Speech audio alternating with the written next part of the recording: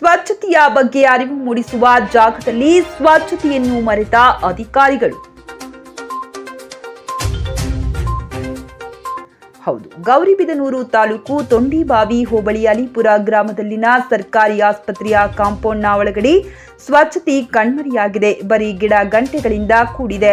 ನಿತ್ಯ ಸುಮಾರು 10ಕ್ಕೂ ಹೆಚ್ಚು ಗ್ರಾಮದಿಂದ ನೂರಾರು ಮಂದಿ ಆರೋಗ್ಯ ಸೇವೆಗಾಗಿ ಅಲಿಪುರದ ಸರ್ಕಾರಿ ಆಸ್ಪತ್ರೆಯನ್ನು ಅವಲಂಬಿಯಾಗಿದ್ದಾರೆ. ಇಂತಹ ಆಸ್ಪತ್ರೆಯ ಕಾಂಪೌಂಡ್ ಒಳಗಡೆ ದಟ್ಟ ಅಡವಿಯಂತೆ ಗಿಡಗಳು ಬೆಳೆದಿವೆ.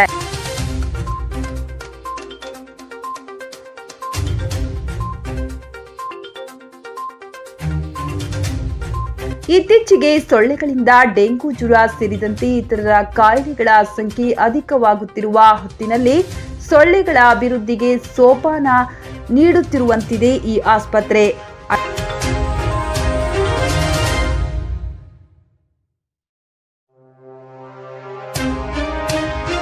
ಅಲ್ಲದೆ ಕರೆಂಟ್ನ ಟ್ರಾನ್ಸ್ಫಾರ್ಮರ್ನ ಕಂಬ ಸಮೀಪದಲ್ಲಿ ಇದ್ದು ವಿದ್ಯುತ್ ಕಂಬಗಳಿಗೆ ಗಿಡ ಬಳ್ಳಿಗಳು ಆವರಿಸಿವೆ.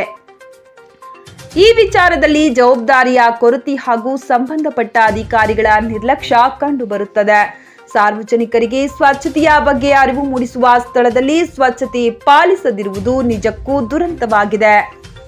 ವರದಿ ಹರೀಶ್, ಆರ್ ನ್ಯೂಸ್ ಕನ್ನಡ.